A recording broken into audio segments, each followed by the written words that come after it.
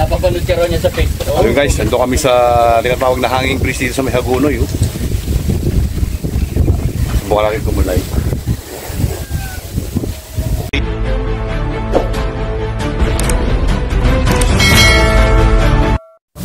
Ayun hanging bridge.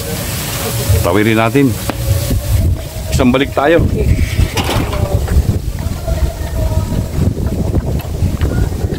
Ito, hanging bridge. O, ayan ang makikita nyo yung lalaki ng mga kable na yan. O, parang lumilindol. Ayan, ang hanging bridge na tinatawag dito sa may Hagunoy.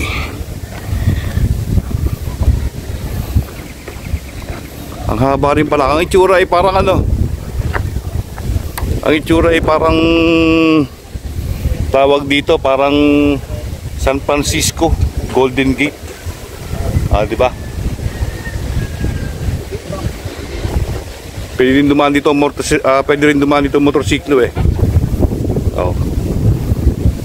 Anong kabila? Bulalas pa rin. Bulalas pa rin yan? Sige, wait, TJ.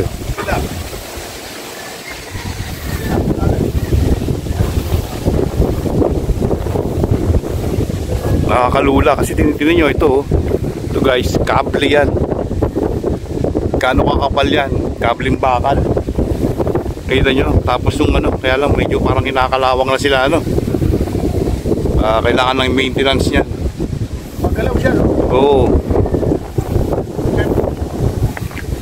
Parang lumilindol.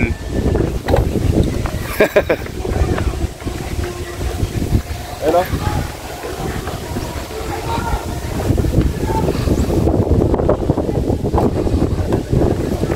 Anong kabilang tulay na yan? Pampanga na ba yan? Oo, may kabila. Ayan yung highway. Highway, nakatapos ng Pampanga, di ba? Oo. Yan yung highway. So, ang oo.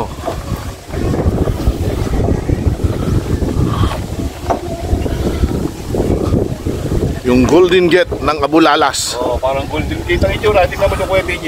Kunan mo dyan, no? Pataas. Ayan, no? Oh, parang Golden Gate na. Golden Gate, oh. Like ba? Ayan, oh, ayan. Pero kapal ng ano niya. Kapal ng yung ano na niya.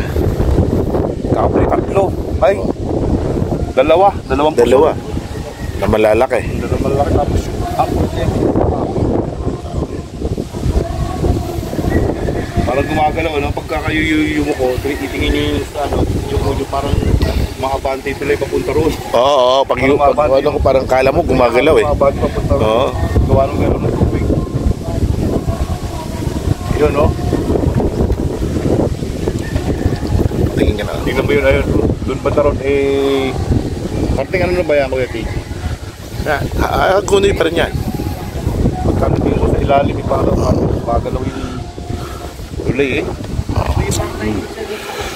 Kaya guys, yung mga hindi pa nakakasubok pumunta rin sa Hagunoy, marami kayong magiging pupuntahan sa Hagunoy.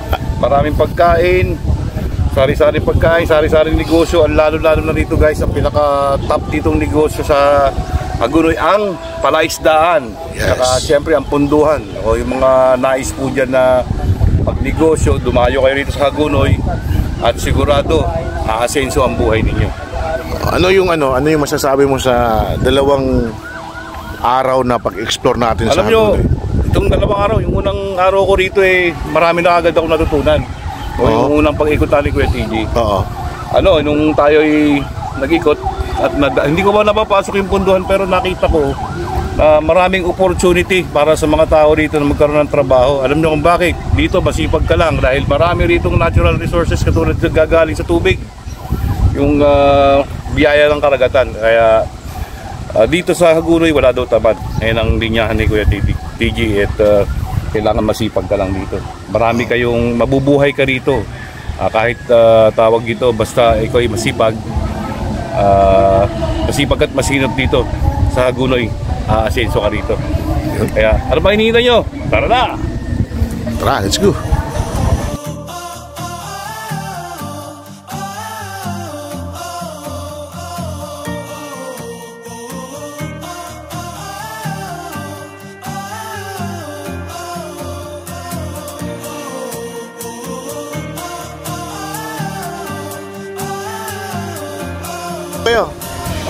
Follower. Opo, ingat po kayo.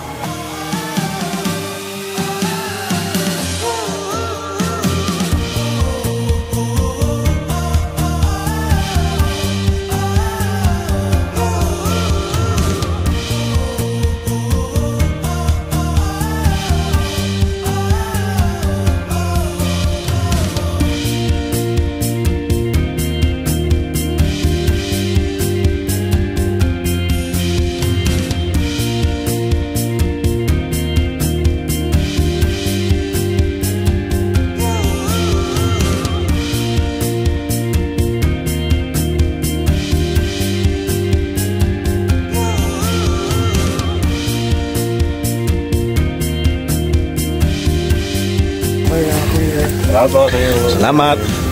Tara guys.